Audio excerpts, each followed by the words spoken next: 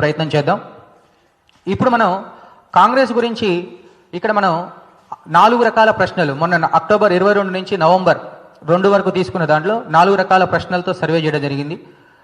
అక్కడ ఏ అభ్యర్థికి ఓటు వేస్తారు, ఏ పార్టీకి ఓటు వేస్తారు, ఇక్కడ కన్ఫ్యూజ్ చేయడం కోసం ఏ పార్టీ గెలుస్తుంది అనుకుంటున్నారు అని క్వశ్చన్తో పాటు ఏ అభ్యర్థి గెలుస్తుంది అనుకుంటున్నారు అనే కన్ఫ్యూజన్లో 2 రకాల క్వశ్చన్లు ఇచ్చినప్పుడు ప్రజల్లో ఉన్న ఇంటర్నల్ ఆలోచన అనేది చెప్పడం జరుగుతుంది.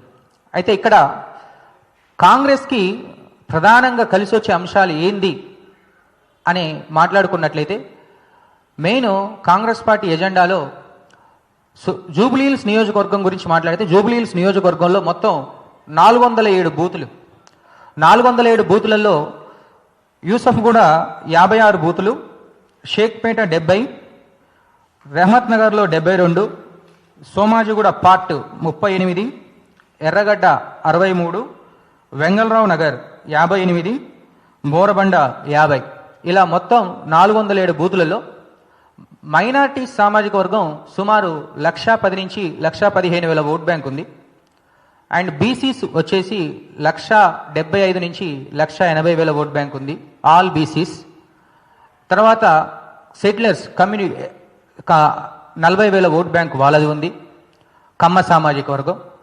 అదేవిధంగా క్రిస్టియన్స్ వారొక 30,000 ఓట్ బ్యాంక్ ఉంది. ఆల్ టుగెదర్ 4 లక్షల చిల్లర ఓట్ బ్యాంకు జూబ్లీహిల్స్ నియోజకవర్గంలో మనం గమనించడం జరిగింది.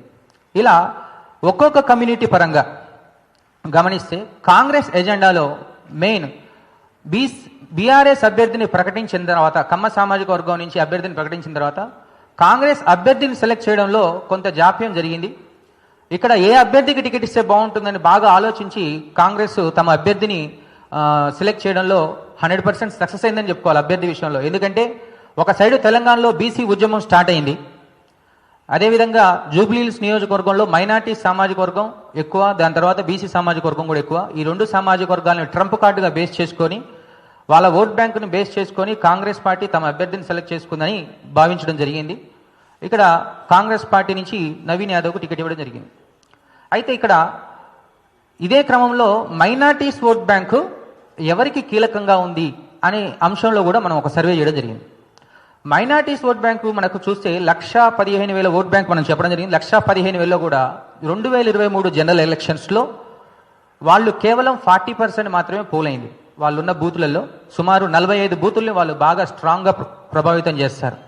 ఈ 45 బూతులలో వాళ్ళది గతంలో 40,000 మాత్రమే పోలింగ్ జరిగింది. 40,000లో కాంగ్రెస్ పార్టీకి ఎంత మేరకు వచ్చిందని అనాలిసిస్ చేస్తే వాళ్ళకు 70% ఆ రోజు 2023 ఎలక్షన్స్లో పోలేయడం జరిగింది. 30% మళ్ళీ బీఆర్ఎస్ మాగంటి గోపికి పోలేయడం జరిగింది.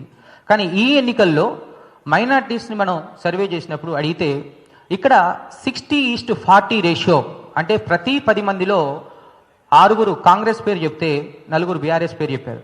కానీ ఇక్కడ ఇంకో ఈక్వేషన్ ఏంటంటే ప్రతి 10 మంది ఆడవాళ్ళలో మైనార్టీ ఓటర్లలో ప్రతి 10 మంది ఆడవాళ్ళలో మహిళా ఓటర్లలో 6 మళ్ళీ బీఆర్ఎస్ చెప్పారు.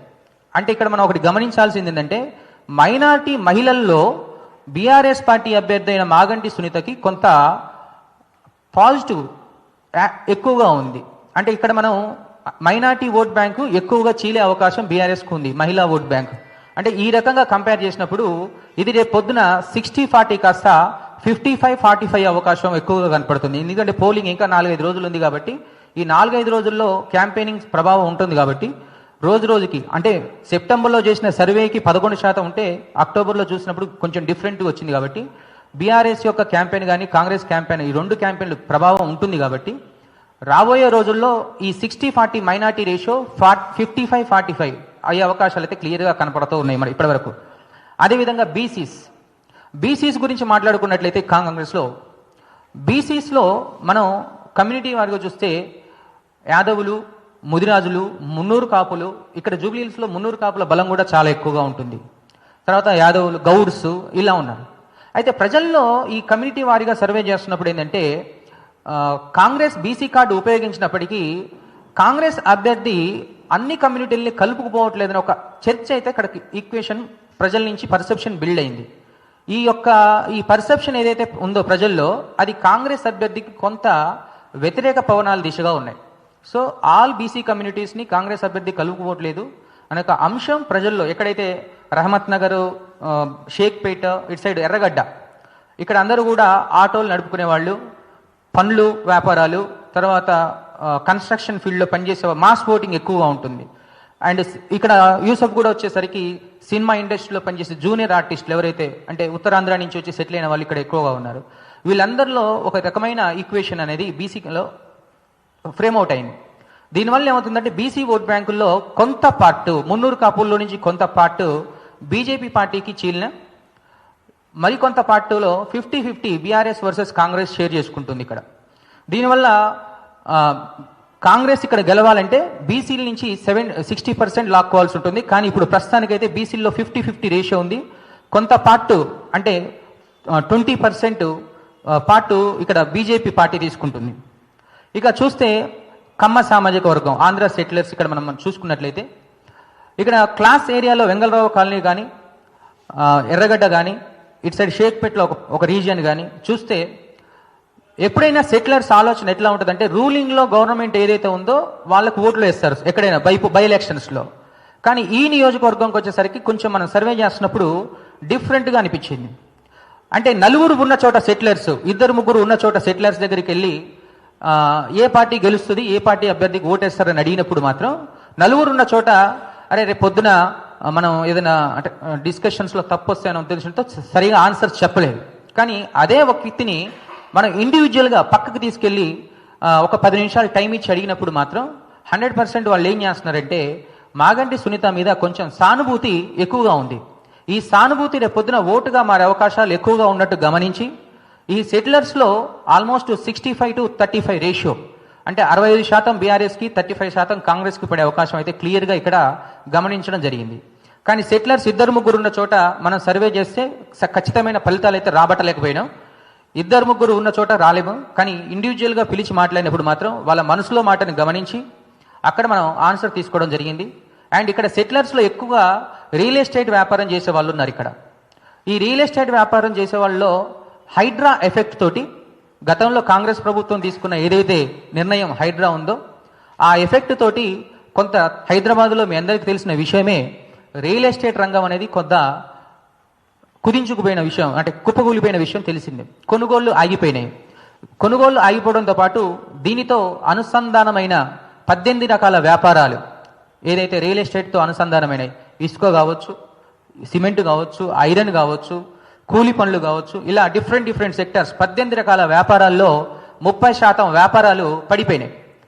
దీనివల్ల రియల్ ఎస్టేట్ వ్యాపారం చేసేవాళ్ళు అండ్ ఆ రియల్ ఎస్టేట్ మీద డిపెండ్ అయిన మాస్ ఓటర్స్, కూలి పనులు చేసుకునే వాళ్ళు చాలా వరకు ఈ జూబ్లీహిల్స్ నియోజకవర్గంలో, అంటే నియోజకవర్గం మాత్రమే అందంగా కనపడుద్ది. జూబ్లీహిల్స్ అద్దాల మెడలా కనపడుతుంది.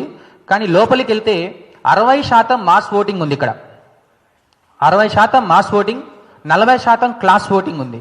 ఈ 60% మాస్ ఓటింగ్ మీద ఎక్కువగా ఇంపాక్ట్ చూపిన నిర్ణయం ఏదైతే ఉందో హైడ్రా ఎఫెక్ట్, దానివల్ల మాస్ ఓటర్స్లో, ఎందుకంటే మేము ఒక దగ్గర ఇది రెహమత్ నగర్లో ఒక బస్తీకి వెళ్ళి అడిగినప్పుడు వాళ్ళు రూపాయి కూడబెట్టుకొని ఎక్కడో ఒక దగ్గర చిన్న ఫ్లాట్ కొనుక్కున్నారంట. దాంట్లో ఒక చిన్న ఇల్లు కట్టుకున్నారంట, దాన్ని కూలగొట్టారంట. సర్వేకి వెళ్ళినప్పుడు ఒక కుటుంబం చెప్పిన బాధ అనేది కొంచెం డిఫరెంట్గా, అంటే ఆ ఒకటే కాదు, అలాంటి చాలా వరకు మనం వినడం జరిగింది. ఇవన్నీ ఏంటంటే కొంచెం మాస్ ఓటింగ్ని కదిలి చేసింది.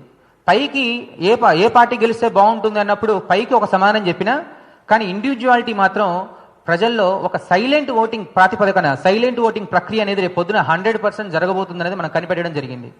సో దీనివల్ల ఏమవుతుందంటే సైలెంట్ ఓటింగ్ ఎక్కువ శాతం ఇక్కడ ప్రతిపక్ష పార్టీ అయిన బీఆర్ఎస్కి పడే అవకాశం ఉన్నట్టు గమనించడం జరిగింది ఇక్కడ.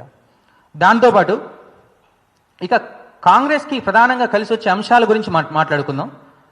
కాంగ్రెస్ పార్టీకి ప్రధానంగా కలిసి వచ్చే అంశాలు చూస్తే యాదవ కమ్యూనిటీ ఏదైతే బీసీ కార్డు ఉందో, యాదవ కమ్యూనిటీ, వాళ్ళ కమ్యూనిటీలో ఓట్లు తక్కువే ఉన్నా కానీ యూనిటీ ఉంటుంది. అదేవిధంగా మైనార్టీ ఓట్ బ్యాంకులో 60% వాళ్ళకు అనుకూలంగా ఉంది. దానితో పాటు కాంగ్రెస్ అభ్యర్థి అయిన నవీన్ యాదవ్, ఇతని మీద వ్యక్తిగతంగా ప్రజల్లో ఎవరు పెళ్లి కార్డు ఇచ్చినా వెళ్తాడంట, ఎవరు ఇన్వైట్ చేసినా వెళ్తాడంట. 100% వ్యక్తిగతంగా కొంచెం మంచినే ఉంది. అదేవిధంగా ఇతను గతంలో చేసిన శ్రీమంతాలు కానీ సోషల్ యాక్టివిటీస్ కానీ ప్రజల్లో కొంత మంచి పేరే ఉన్నప్పటికీ ఇక్కడ కాంగ్రెస్ ప్రభుత్వం మీద ఏర్పడ్డ ఏదైతే యాంటీ ఇన్కమెంట్స్ వ్యతిరేకత ఏదైతే ఉందో అది బలం అంటే ఎక్కువగా ఇంపాక్ట్ చూపిస్తుంది ఇక్కడ. అదేవిధంగా కాంగ్రెస్ గవర్నమెంట్ ఇచ్చిన ration cards, new ration cards mass ఓటింగ్స్లో కొంత పాజిటివ్ దృక్పథాన్ని అయితే అక్కడ ఇవ్వడం జరిగింది. దీంతో పాటు పాత కాంగ్రెస్ సాంప్రదాయ ఓట్ బ్యాంక్ ఏదైతే ఉందో అది ఒక 18 to 20,000 సాంప్రదాయ ఓట్ బ్యాంక్ ఇక్కడ ఉండడం గమనించడం జరిగింది. ఇవి కాంగ్రెస్ పార్టీకి 4 అనుకూల అంశాలని చెప్పుకోవచ్చు. ఇంకా